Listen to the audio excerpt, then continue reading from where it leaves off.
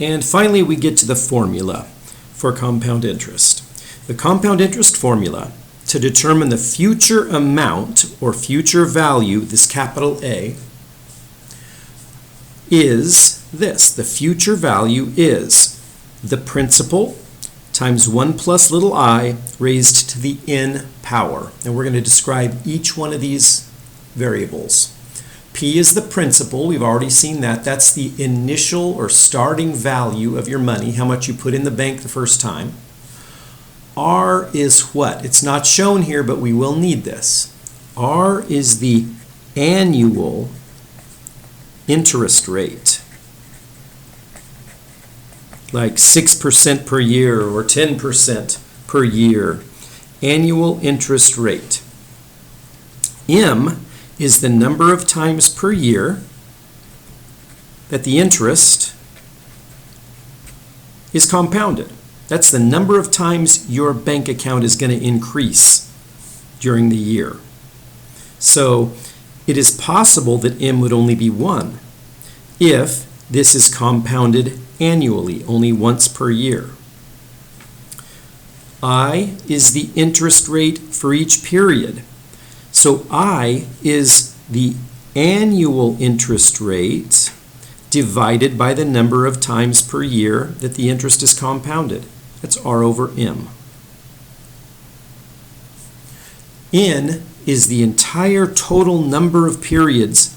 So the number of times that your bank account is going to increase overall. So N is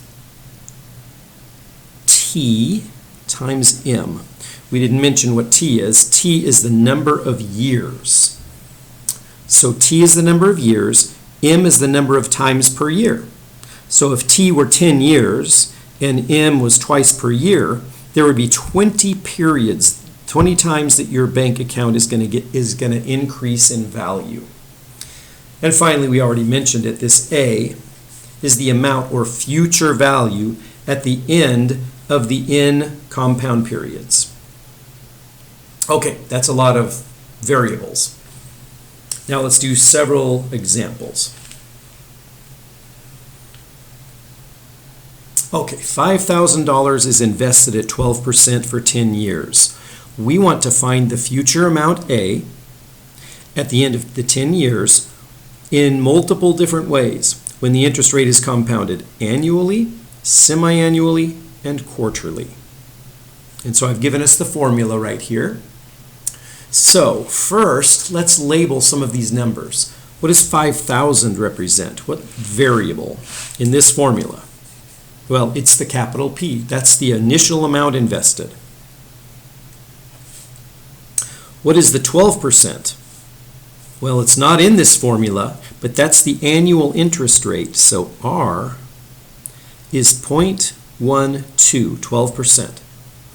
10 years, well, it'd be T that's equal to 10, the number of years. Find the future amount A at the end of 10 years when the interest is compounded once per year. Semi-annually is 2 times per year, and quarterly is 4 times per year. All right, so this number represents M. M, we're doing it annually, so M would be 1. And what would I be? The interest rate per period. Well, remember, it's the annual interest rate, R, over M, the number of times per year. So in this case, I and R are exactly the same number. That's always the way it is when you're compounding only one time per year, when M is a 1.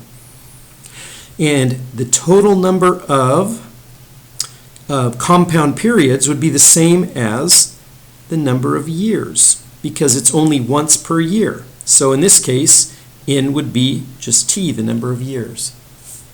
So for us, we get A is equal to 5,000 times 1 plus 0.12. So it's like 1.12. That's like saying 112%. and then raised to the n, which is 10. Maybe I will write out all the formulas and then I'll go back and use the calculator at the end. Okay, for the second one, we are doing what? Semi-annually. So that means m is equal to 2. I is equal to 0.12 over 2, which is 0.06, 6%. And how many periods do we have? 10 years, but it's twice per year. So that's 20 periods. We took m and multiplied it by t, the number of years, and m is the number of times per year that we're compounding the interest. So in this one, we get A equals 5,000 times 1.06, that's 1 plus I, right here, raised to the n, which would be the 20th power. And then for C, we're doing it quarterly. Quarterly means that m is equal to 4. And I is equal to 0.12 over 4. The annual interest rate divided by 4 times per year. So that would be 0.03, 3% per period. And n would be 10 years times 4 times per year, 40. So A is going to equal 5,000 times 1.03, 1 plus I is 1.03 raised to the 40 power. Okay, so as we will expect, these numbers will slightly increase each time. This will be the lowest, and this will be the highest future value. All right, so let me plug this into the calculator, and I get 1.12 raised to the 10th times 5,000. That is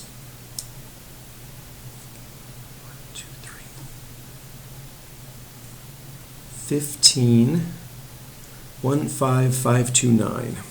15529.24. So that's a big increase because 12% is pretty amazing. That's a high interest rate. But $5,000 turned into $15,529.24. Then if we compounded it twice per year, we get 1.06 raised to the 20th power times 5,000. And we get 16035.68. $16,035.68. And finally, the one that should give us the largest number, 1.03 times, or raised, excuse me, 1.03 raised to the 40th power times 5,000. And that is 16,310 and 19 cents. So you can see that if we compounded it even more frequently than that, more than 4 times per year, maybe monthly, or weekly or daily, it would be even greater than $16,310.19.